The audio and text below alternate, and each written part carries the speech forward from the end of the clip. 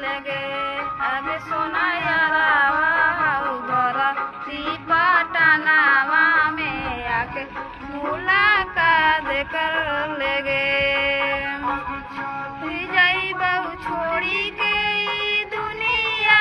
विदाई अपने हाथ कर लेगे सोना यारा भरा पटनावा में आके मुलाकात कर लेगे सोना यारा भरा पटनावा में आके मुलाकात कर लेगे।